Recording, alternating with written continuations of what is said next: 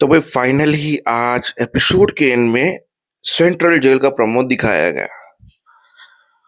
तो भाई साहब, प्रोमो में कुछ नया नहीं था, वही था। अनुपमा पौधों में पानी डाल के अपनी लाइफ को कंटिन्यू कर रही है शादी के बाद। शादी अभी तक खत्म नहीं हुई है। अब ये जो प्रोमो है, इसकी कहानी शुरू होगी शुक्रवार से, यानी कि होली के दूसरे दिन, यानी ड्यूटी के दिन से। तो सोच सकते हो कि अभी शादी के ड्रामे बाकी हैं बहुत, तो जेल लेना।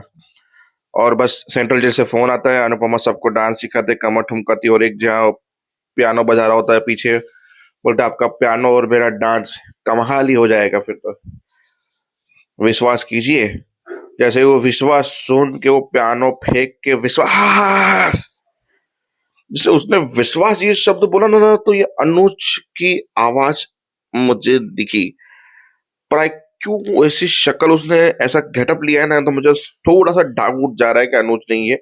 पर 100% श्योर भी हूँ कि ये अनुज ही होगा, क्योंकि अनुज का फोटो दिखाना शादी में, अनुज की बातें करना शादी में, अनुज को इतना लंबा टाइम देना वैसे रिक्वायर्ड नहीं थी शो में, पर इन लोगों ने शादी में अनुज का इतना वो किया, तो आई थिंक उसको देखते हुए ये दिख रहा है कि ये अनुज हो सकता है। अब बात करते हैं शादी की।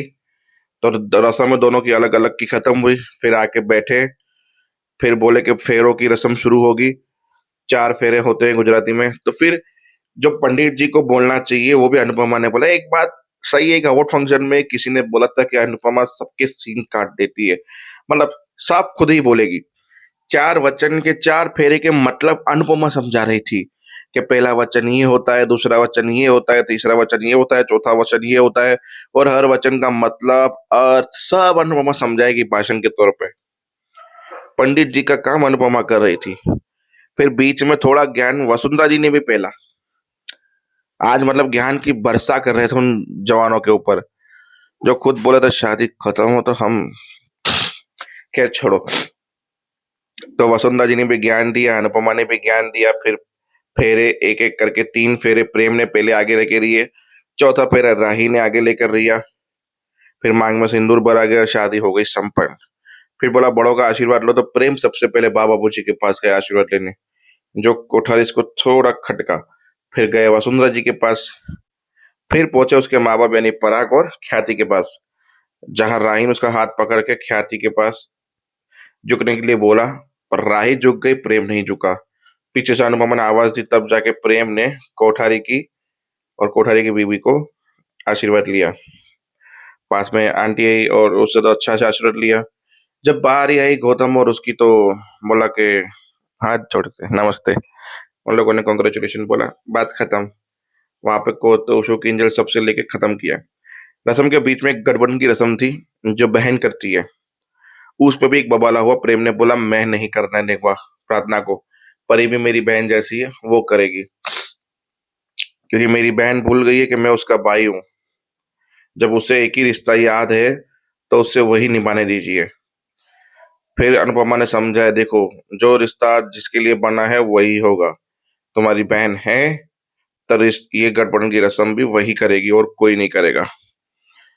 फिर प्रेम को समझाने बुझाने के बाद प्रार्थना आगे आई और उसने ये रस्म की, मतलब हर चीज पे बबाला हुआ।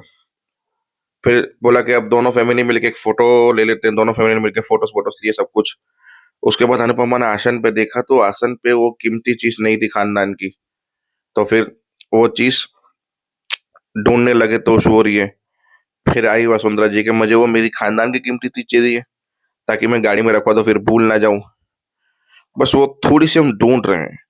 फिर वसुंधरा ने बोला, आप कैसी माँ है, कैसी हो तुम, मतलब क्या तुम्हें खानदान की निशानी दी थी तुम्हें रखने के लिए, संभालने के लिए? मुझे ये नहीं समझ में आ रहा तुमने दी ही क्यों, जब इतनी ही कीमती चीज थी, इतनी ही खानदान की होती, खुद हाथ में रखती, खुद जाके शादी के मंडप पे रखती और वहां से उठाती। नहीं, तुमको चाहिए कि अपनी चीज नौकर संभाले। अब जो नौकर ने संभाली और उससे खो गई, तो तुम्हें काहे मिर्ची लग रही है?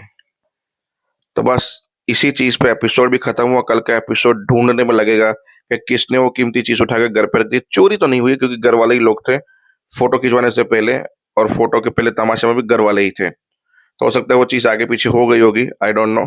देखते हैं कल क्या होगा। कहाँ से मिलेगी और किसके कमरे से मिलेगी और किस कंडीशन में मिलेगी वो भी डिपेंड करता है। क्योंकि ये रस्म खत्म होने के बाद उनको बोला कि तुम लोग जाओ, आराम करो। जब विदाई की रस्म होगी तो आपको बुलाया जाएगा, यानी प्रेम राई को बोला आराम करो।